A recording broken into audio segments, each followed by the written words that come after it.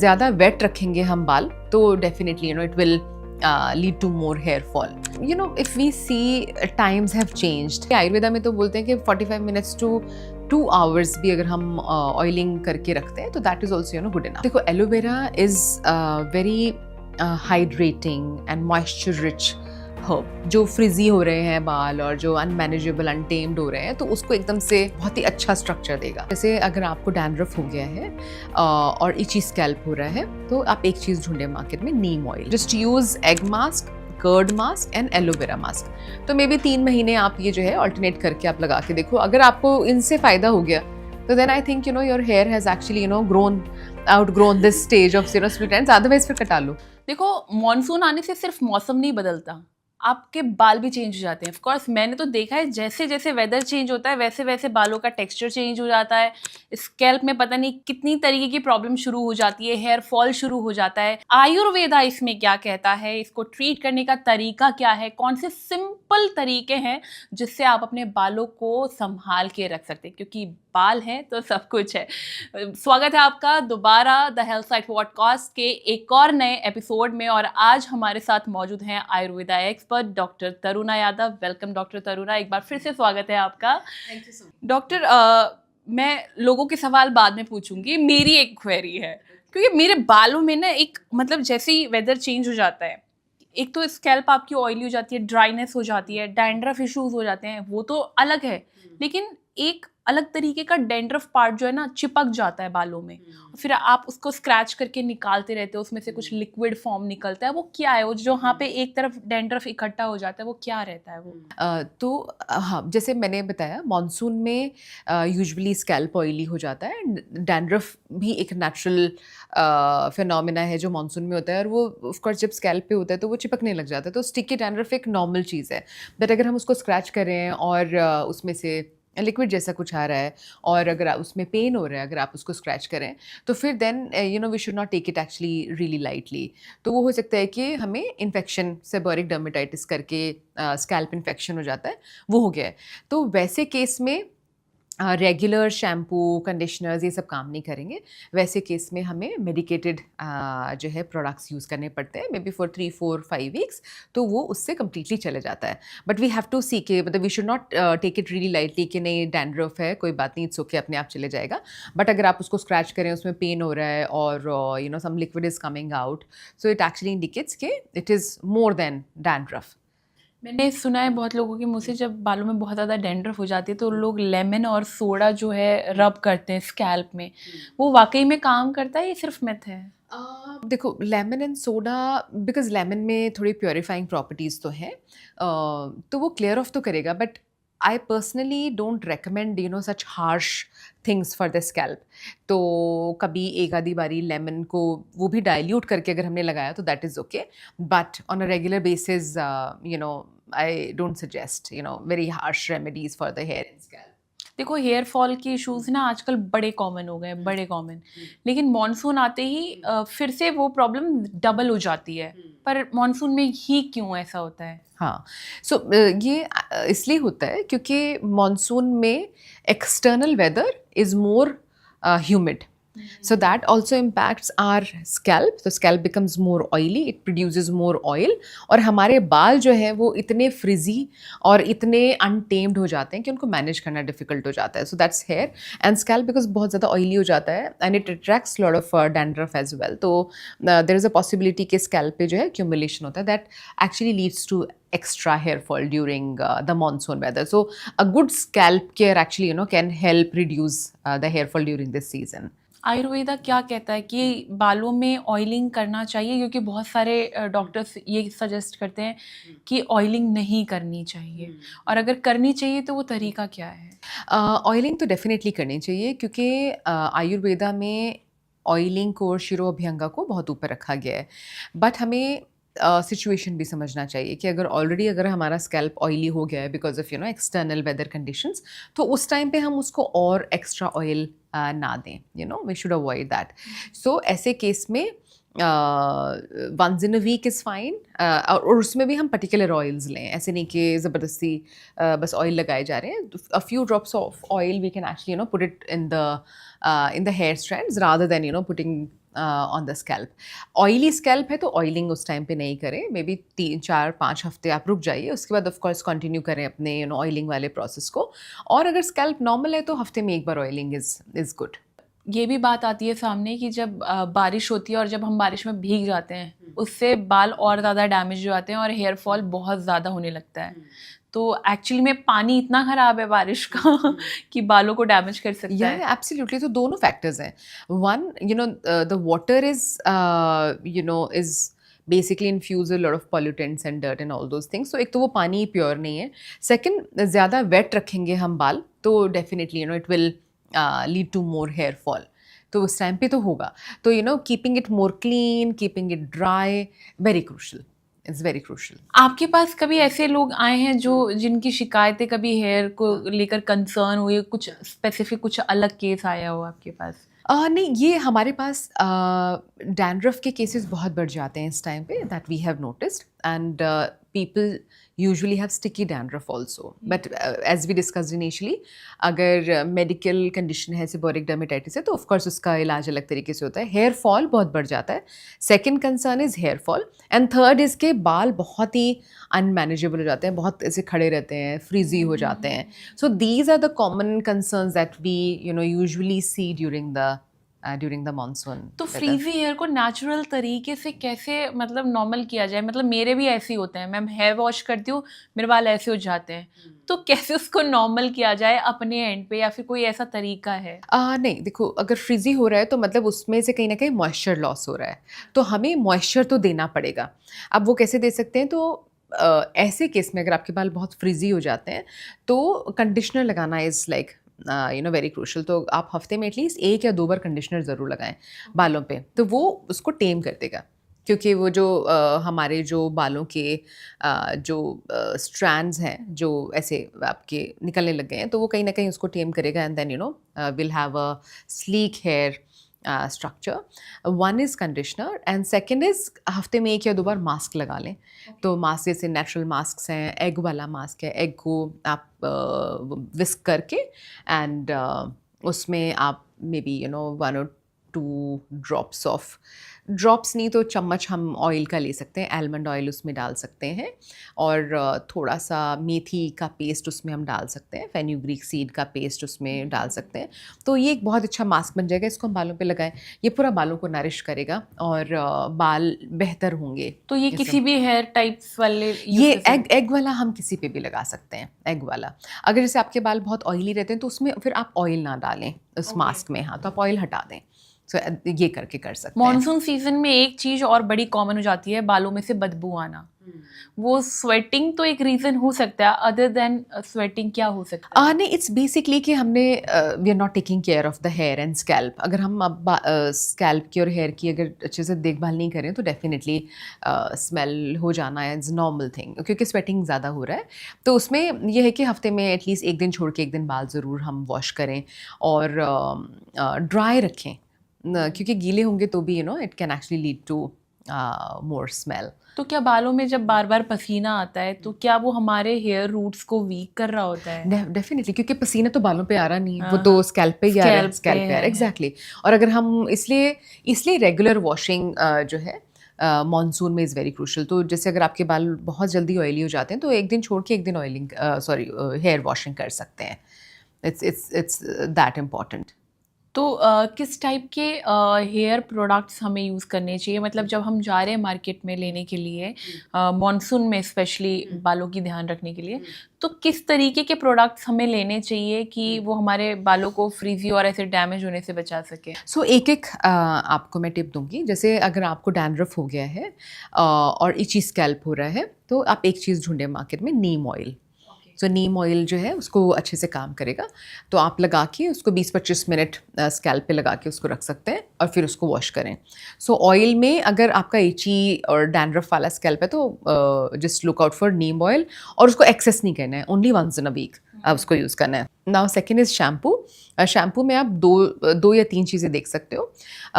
One is भृंगराज, वो बहुत ही एक अच्छी हर्ब है, तो Bhringraj based shampoo, herbal shampoos available हैं। आंवला बेस्ड शैम्पूज़ बहुत अच्छे रहेंगे, तो वो आप लगा सकते हो। और तीसरा एक हिबिस्कस के भी आते हैं, तो हिबिस्कस, ये तीनों जो हर्ब्स हैं इनका बालों पे बहुत ही अच्छा इम्पैक्ट है, तो ये कर सकते हैं।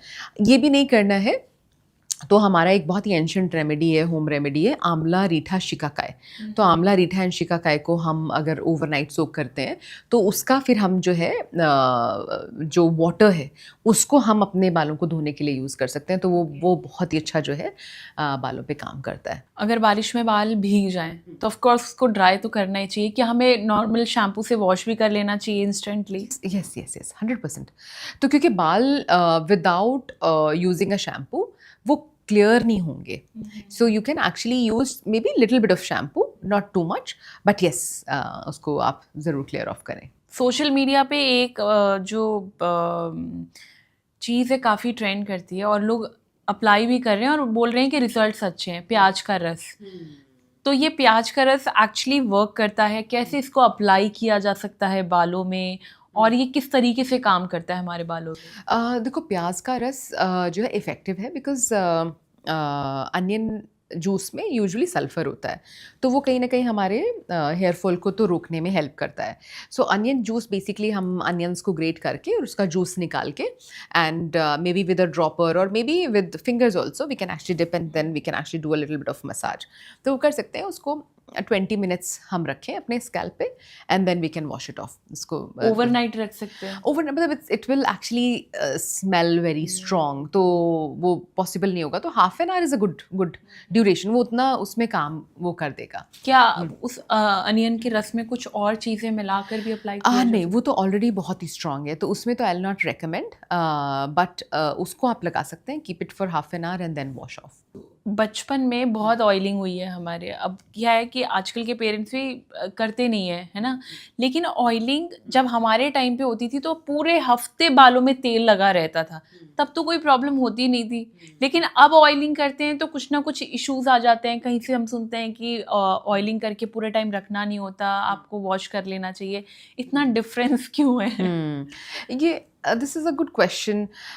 You know, if we see times have changed. You know, पहले इतना पोल्यूशन भी नहीं होता था, तो जैसे अभी मैं बोल रही थी कि ऑयली हेयर वो ज़्यादा अट्रैक्ट करते हैं डस्ट को और यू नो पॉल्यूटेंट्स को और यू नो अदर थिंग्स, तो नेचुरल है कि वो स्कैल्प पे एक्यूमुलेट होते हैं, तो नेचुरल है कि फिर तो होगा। और जब आप बच्चे थे तो आप इतना बाहर भी नहीं जाते थे ना, इतने एक्सपोज नहीं थे, आप घर में सेफ एनवायरनमेंट में ये होते थे, तो वहाँ पे आप आपका स्कैल्प तो क्लीन ही रहेगा। But still my advice is कि हम बहुत ज़्यादा टाइम तक स्कैल्प पे तो ऑयल को ना रखें, बिकॉज स्कैल्प अपना नेचुरल ऑयल भी प्रोड्यूस करता है। तो ऑयलिंग करें, ओवरनाइट रख सकते हैं and then wash off next day. और आइडली आयुर्वेदा में तो बोलते हैं कि 45 मिनट्स टू 2 आवर्स भी अगर हम ऑयलिंग करके रखते हैं तो that is also you know good enough. Okay.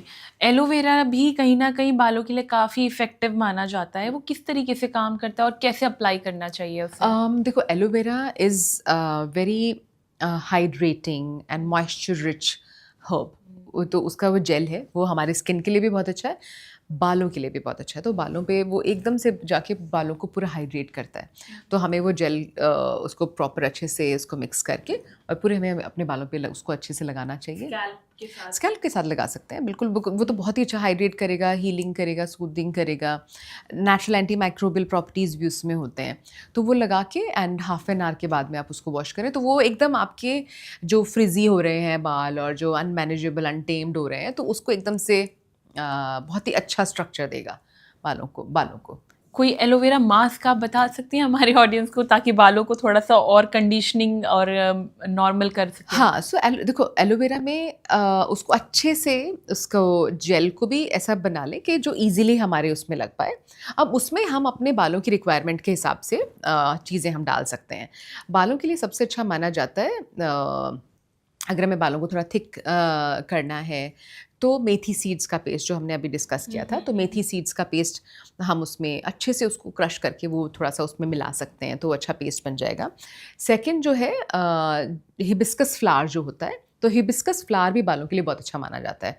उसका भी हम पेस्ट बना के अच्छे से वो हम उसमें डाल सकते हैं और फिर वो हम एलोवेरा पैक अपने बालों पे लगा सकते हैं। एलोवेरा तो आप अगर विदाउट एडिंग एनी थिंग्स भी लगाओगे तो बहुत अच्छा काम करेगा। कहते हैं कि नॉर्मल 100 बाल गिर जाएँ तो वो नॉर्मल है, नॉर्मली देखा जाए। तो क्या ये सच में है या फिर ये कहीं न कहीं एक लेवल पे जाके कंसर्न रेज़ हो जाता है कि हाँ, अब ज़्यादा बाल अब जब हेयर फॉल होता है तो कौन गिन रहा होता है कि ये 100 बाल टूटे हैं या 50 बाल टूटे हैं? तो हम कैसे मेज़र करें कि हाँ, यहाँ पे कुछ सीरियस इश्यू है? राइट। नहीं देखो 40, 50 अप टू 100 ऑल्सो नॉर्मली थोड़ा हेयर शेडिंग होता रहता है। That is a part of hair cycle. तो वो हेयर साइकिल चल रही है तो उसमें देयर इज़ अ फेज़, एक ग्रोथ फेज़ होता है और एक फॉल फेज़ होता है।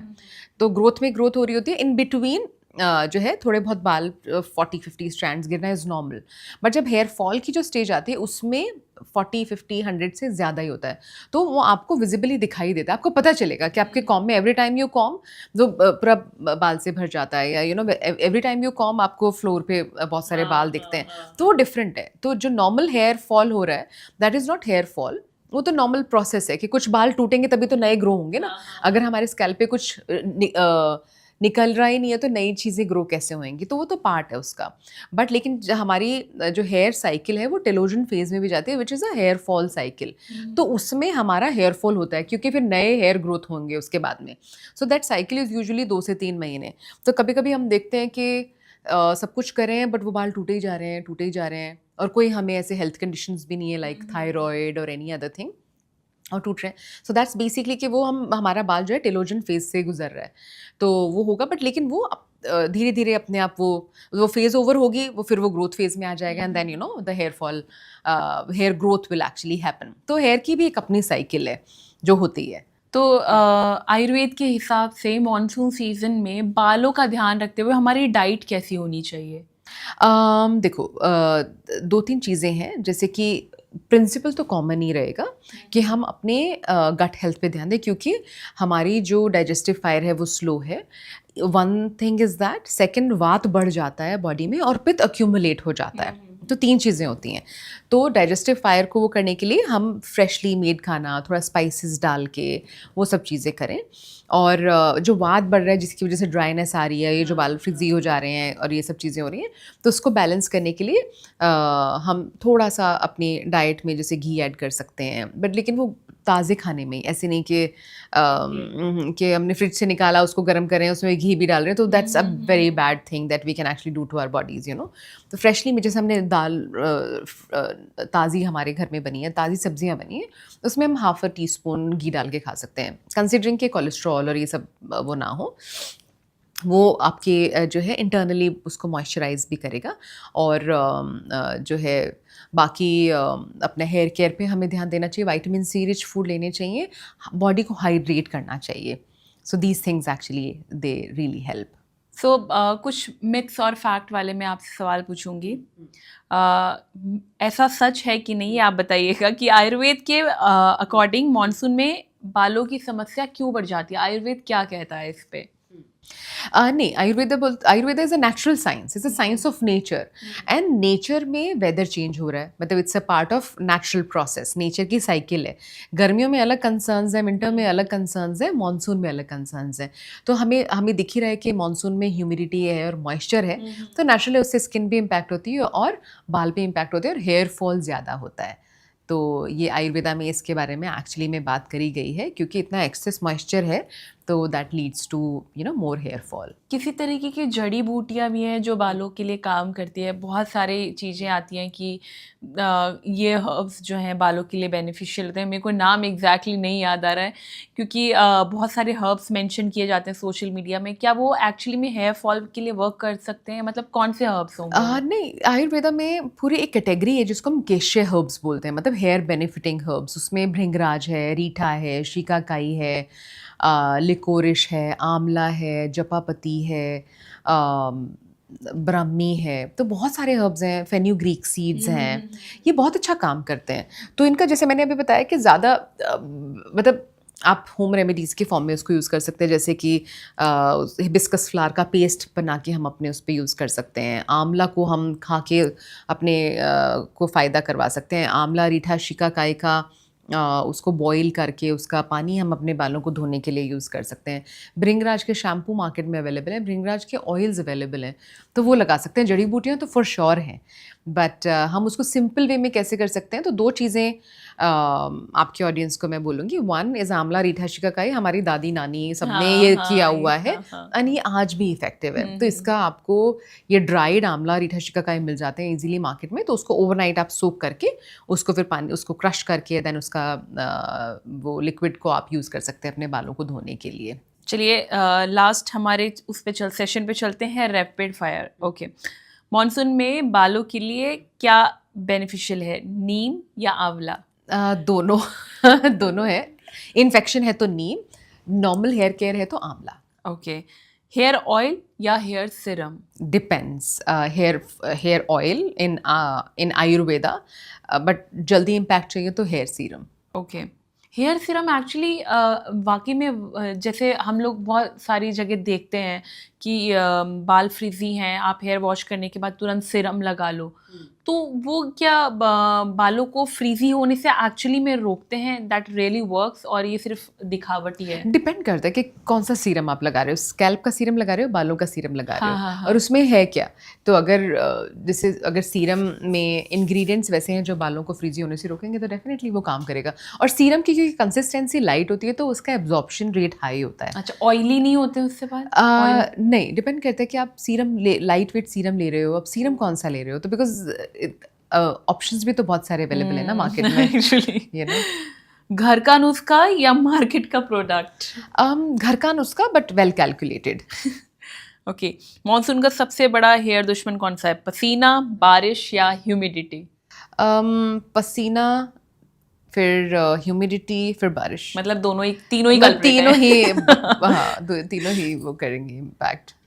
एक आदत जो आज से छोड़ देनी चाहिए हेयर केयर के पर्पज से? बालों को गीला रखना नहीं, मतलब कि बहुत टाइम तक अगर गीले हो गए हैं तो उनको जल्दी से ड्राई करना है। अपना वेदर के हिसाब से, एक्सटर्नल कंडीशंस के हिसाब से थोड़ा हेयर केयर चेंज ज़रूर करें, क्योंकि हर वेदर की अपनी रिक्वायरमेंट्स होते हैं। सेम ही चीज़ें लगाते रह रहे हैं, ध्यान नहीं दे रहे हैं, तो that actually impacts longer run में। अब जैसे मानसून है तो रिक्वायरमेंट्स अलग है, समर्स में रिक्वायरमेंट्स अलग थी, विंटर्स में अलग होंगी, तो थोड़ा सा वो थोड़ा ध्यान ज़रूर दें कि इस टाइम पे क्या रिक्वायरमेंट्स हैं, तो उसके हिसाब से उसको फॉलो करें। और कौन सी हैबिट है जो आज से शुरू कर देनी चाहिए? बालों के लिए यस। देखो, एक अच्छा हेयर केयर रूटीन फॉलो करें, और अच्छा हेयर केयर रूटीन होता है हफ्ते में 1 या 2 बार ऑयलिंग करना, उसको 45 मिनट्स से 2 आवर्स तक रखना। एक सल्फेट फ्री शैम्पू से, हर्ब्स बेस्ड शैम्पू, भृंगराज का, आंवला का शैम्पू से हफ्ते में 2 या 3 बार बाल धोना। बाल ज़्यादा फ्रिजी हैं या बहुत ड्राई रहते हैं तो कंडीशनर का यूज़ करना। तो ये चीज़ें ज़रूर करें। एंड उसके अलावा जैसे नीम का कॉम्ब अवेलेबल है आजकल, तो वाइट टूथ कॉम्ब आप लें जिससे कि बाल ज़्यादा टूटे नहीं, है ना, तो वो करें। बहुत ज़्यादा एक्सेस स्टाइलिंग ना करें, मतलब स्टाइलिंग करें but it should not cost the health of your hair. तो जैसे बहुत सारे लोग हेयर ड्रायर्स एंड ऑल दो स्ट्रेटनर्स और वो सब करते हैं, आप करिए, बट उसको फिर राइट प्रोडक्ट्स के साथ में उसको मैच करके फिर उसको यूज़ करिए। एक मेरा पर्सनल सवाल है, बहुत ज़्यादा ना ये स्प्लिट एंड्स हो गए हैं, क्या करूँ इनका? मतलब इनको कटवाने के अलावा कोई ऑप्शन है एक्चुअली कि नहीं? एक्चुअली स्प्लिट एंड्स का हमने अपनी उसमें प्रैक्टिस में भी देखा है कि यूजुअली उनको बंद करना तो बहुत ही मुश्किल हो जाता है। आप मास्क लगा सकते हैं, जैसे एग का मास्क है, एलोवेरा का मास्क है, आप 2-3 महीने आप लगा के देखो, हो सकता है अगर आपको इम्पैक्ट दिखता है इट्स वेल एंड गुड, क्योंकि वो this egg is a complete protein और आप बालों पे लगा रहे हो तो डेफिनेटली वो जो है हेयर की क्वालिटी को बेटर करेगा, तो वो आप लगा के देख सकते हो। So just use egg mask, curd mask and aloe vera mask. तो मे बी 3 महीने आप ये जो है अल्टरनेट करके आप लगा के देखो, अगर आपको इनसे फ़ायदा हो गया तो then I think your hair has actually outgrown this stage of split ends, otherwise फिर कटा लो। वही तो प्रॉब्लम, मैं कटवाना नहीं चाहती, इसलिए सोच रही हूँ कोई तरीका मिल जाए इसको ख़त्म करने के लिए। नहीं, ट्रिम एक्चुअली क्या है, यहाँ से आप कट कर सकते हो इतना, लेकिन इतना कटवा ही सकती हो, लेकिन जब यहाँ तक आपके स्प्लिट एंड्स हैं तो मैं इतना तो ऑफ कोर्स नहीं बलिदान दे सकती। हाँ नहीं, बट आप अगर इसको करोगे तो इतना जल्दी ग्रो हो जाएगा वो। तो ग्रोथ ऐसा नहीं कि वो उतना ही रह जाएगा, विद इन नेक्स्ट 2-3 मंथ्स आपके हेयर इतने ही ग्रो हो तो एक जाएंगे। एज पे आके हेयर ग्रोथ रुक नहीं जाती है, ऐसा तो नहीं होता? हाँ नहीं, आपका हेयर ग्रोथ डेफिनेटली रुक जाती है, लेकिन अगर आपके जब आप आपकी ग्रोइंग साइकिल में आपकी हेयर ग्रोथ कितनी थी, फॉर एग्जाम्पल अगर आपकी हेयर ग्रोथ आपकी ग्रोइंग साइकिल में इतनी थी, तो आपके हेयर वहाँ तक तो बढ़ेंगे ही बढ़ेंगे, बट यू डोंट एक्सपेक्ट कि वो इतने हो जाएंगे, यू नो। अगर आपके उस टाइम के आपकी ग्रोइंग एज में अगर आपके बाल यहाँ तक ग्रो हुए हैं, तो आपके आप बड़े होने के बाद भी आप कटवाओगे तो भी वो वहाँ तक ग्रो होंगे। चलो, thank you so much doctor Taruna. Again मैं यही जानना चाहूँगी आपसे कि अगर मेरे से बाय चांस कोई सवाल रह गया, क्योंकि ऐसा होता है कि ना हमारे पास टाइम पीरियड थोड़ा कम होता है और सवाल हमारे पास लिमिटेड होते हैं। अगर बाय चांस मुझसे कोई सवाल रह भी गया है तो प्लीज़ आप कमेंट करके ज़रूर बताइएगा, हम डेफिनेटली कोशिश करेंगे आपके उस सवाल का जवाब देने के लिए। इस वीडियो को लेकर आपकी क्या राय है वो कमेंट बॉक्स पे ज़रूर बताइएगा। कैसा लगा आपको ये एपिसोड, ये भी कमेंट करके बताइएगा। और हेल्थ से जुड़ी इस तरह की और भी वीडियोज़ के लिए आप बने रहिए thehealthsite.com के साथ।